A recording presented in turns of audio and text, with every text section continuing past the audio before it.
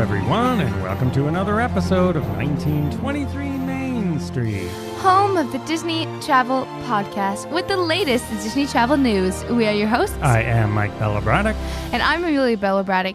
And today, some major changes to the Disney Parks regulations coming in 2024. Yes, it's the sort of the news we've been waiting for. Things are finally moving in the right direction. And when I say the right direction, I mean the old direction.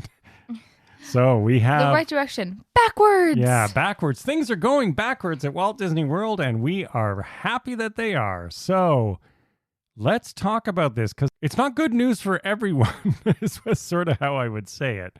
It's not bad news for some, but it's very good news for others. All right, let's start with that Disney announced 5 big things.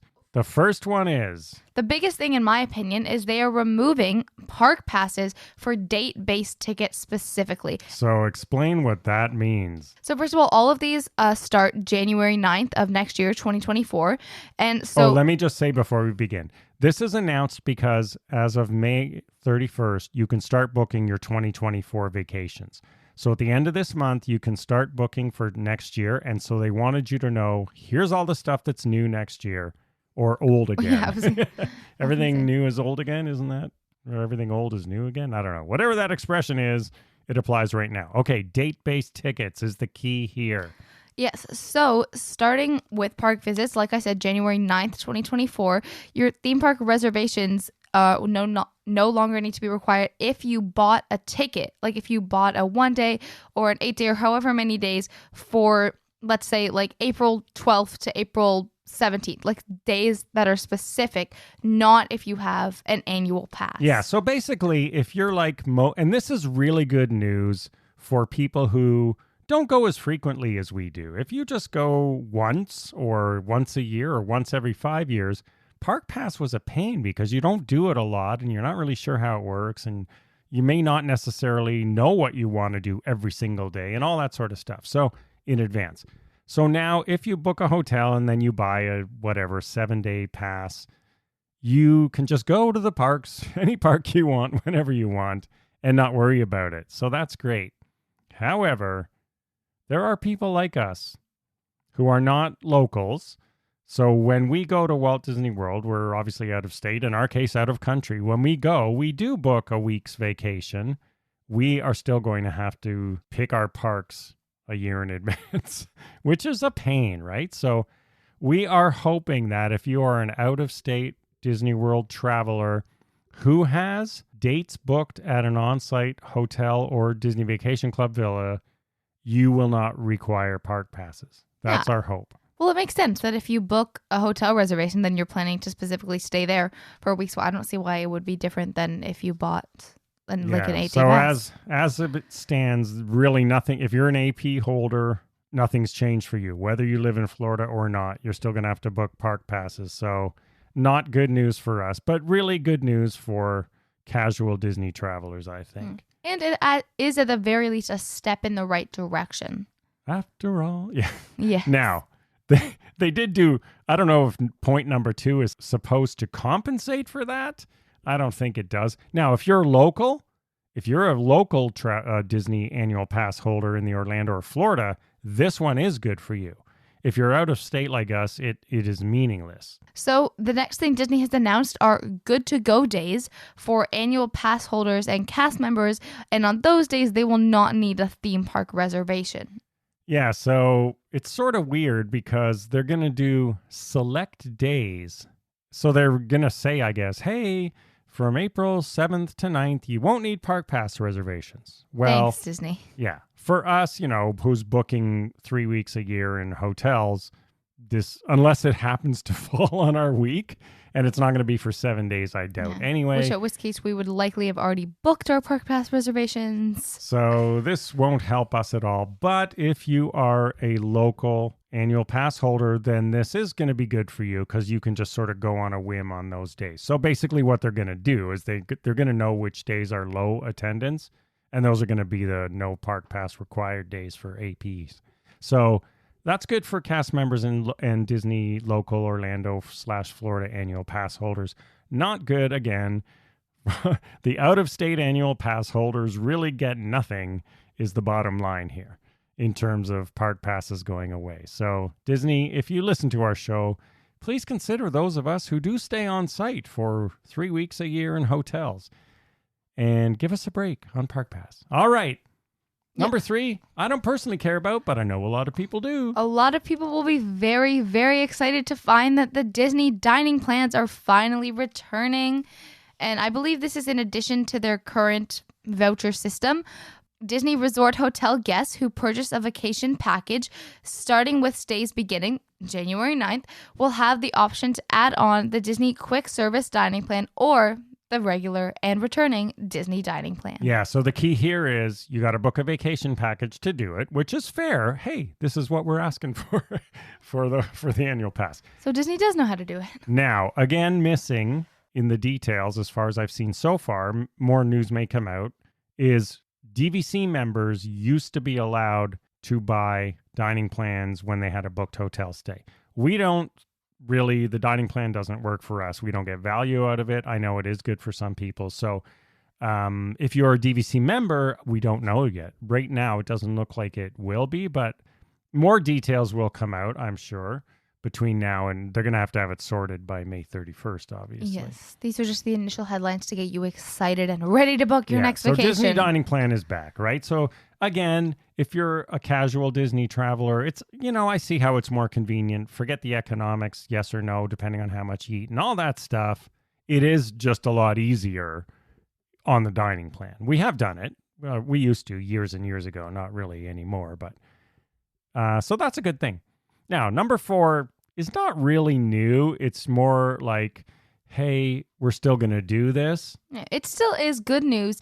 Is that? Well, yeah, they could have taken it away. Yeah, exactly. So early theme park entry for Disney Resort Hotel guests and extended evening hours for the deluxe resort guests and villas will continue all the way through 2024. And as usual, valid theme park admission and resort ID are required. Yeah, so the old extra magic hours.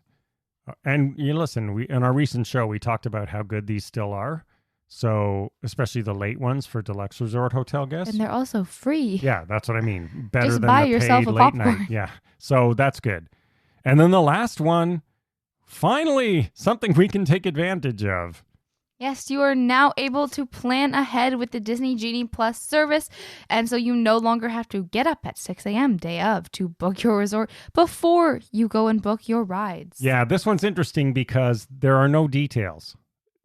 They don't. So we don't know if it's going to be 30 days or 60 days like Fast Pass was. Very suspicious. Or just a week before. Whatever it is. Doesn't matter. It doesn't require you to get up. Yeah, at 6 a.m. I agree. Anything that I can plan a little bit in advance. Anything that's like more than 8 hours before will take, to be honest. So they do say, what's their exact wording? That details will follow, and hopefully it's soon before the 31st. But this is a good thing. So all in all, these are 5 pretty significant things. And Bob Iger did say he was going to do some stuff that they went a little bit too far, taking things away and so on and so forth. I mean, Park Pass started with COVID, made sense for the first year or so, but it's outlived its usefulness again. So don't penalize us. Yeah, I understand where they're coming from. I do think, to your point also, it's important that if you have a booked resort stay, it's kind of the same thing as having like a booked park day pass, because they can just assume that you'll be in the parks for most, if not all of those days. Yeah, that's what I'm hoping they're going to do. They're going to get this feedback. I've already seen it. We're recording this the day this was announced, and so you will be listening to this starting as of May 9th. Happy birthday, Amelia. May 9th. Not quite May the 4th, but May the 9th be with you. Anyway, so hopefully Disney will make that change for any annual pass holder who has a booked hotel stay or villa stay. Let's drop the park pass. Yeah, I understand where they're coming from, but I think, again, to your point, this way Disney has a grip on how many people have hotel reservations, and so they'll be able to estimate better how many people are going into their parks. So I definitely think within a very short amount of time, they could hopefully be removing this. So check our show notes for all the remaining news. We will touch on a couple of things here, but we like to keep the show to 15 minutes of Disney magic. So there are some things happening now in May 2023. You don't have to wait until 2024 for everything. Guardians of the Galaxy Volume 3. Yeah, it was just released last week. Yes, and now it is coming to Disney parks. Yeah, so there's a few things on both coasts. Not a ton of things, but California Adventure's taking part. Yes, there are some limited time experiences, like Mantis will be joining Star-Lord at Avengers Campus for Guardians of the Galaxy Awesome Dance-Off. Dance-Off. Those are always fun. And of Yeah, Heroes. so if you want to dance in public with the Guardians, here's your chance. No dancing at Epcot, but However, they are holding some limited time offerings there because the ride is there, so that makes sense. Now this I'm excited for. Connections Cafe is offering perfect... Oh, Sovereign Waffle Bites. Yes, delicious, anyone. These will be topped with a red berry dipping sauce, and you could also try a Guardians of the Galaxy cookie at the Mission Space popcorn cart next to Guardians of the Galaxy Cosmic Rewind. Yeah, they're right beside each other, those two attractions. So not a ton of stuff, but, just a little bit of celebrations in the park for Guardians. And Adventures by Disney. This one's interesting. A couple of new trips. Yes. One of them that's very interesting to us. We have not done an Adventures by Disney. Some friends of ours who listen to the show have. They did an Africa trek and loved it. They are going to Colombia, so it's a real Encanto-themed experience that will take place and take you to many of the locations that were inspirational for Encanto. So that's in 2024. Also in 2024, one that's piqued our interest. Yes, Even though we live in Canada, we don't always see all of it. Yes, they are touring the Canadian maritime colonies of Nova Scotia. Colonies? Provinces. I think you've been listening to too much of the New King's Maritime provinces. Oh, too much of King Charles and the colonies in the news. Of Nova Scotia and Prince Edward Island. And this will be starting in 2024, and you can enjoy the Canada Atlantic coast with an 8-day, 7-night adventure. Yeah, some of the things, people always say, well, it's so expensive. I could do this for cheaper. You can, but Adventures by Disney, they do things like you're going to meet with one of Lucy Maud Montgomery, the author of the Anne of Green Gables stories, one of her descendants. And they have things that you can't do on your own. It's sort of like a VIP tour at Disney World, right? The odds are you're not going to do that on your own vacation there. So, yeah, they're not for everyone, but if you want to do Adventures by Disney, is it worth it? Always a question. I think they are. Yeah, and you get to do things that are like basically the little mini equivalent of visiting Skywalker Ranch on that very, very extravagant 7-country Adventures by Disney. Yeah, so that's new. And one more thing I want to talk about, again, check our show notes for more news this week, but at Disney Aulani, I think this is important if you're visiting there. Off the Hook Poolside Bar. It's a small story, but it's going to make a big difference, I think, when you stay there. The Poolside Bar is now going to offer breakfast from 6 a.m. to 10 a.m. daily. And that includes a lot of good things like Mickey waffles and pancakes and French toast and eggs and everything. And this is important because there was really only one sort of quick service dining option there. So it's nice to have another one on site at the hotel where you can go. And I'd really like it. It's a much more picturesque location than the previous. And all of those things sound delicious as well. So I would be very excited to try that. But the big news is what's coming in 2024. Let us know what you think about it. And let us know if you are also affected as we are, being an out-of-state traveler who books on-site hotels or DVC and has an annual pass and are going, great, but what about us? Yeah. What have you done for us lately? All right. But all in all, I would say this is 2 thumbs up. Mr. Iger, thank you if you're behind it. And at least they brought back annual passes to begin with, but now the timing makes a little bit more sense. Yeah.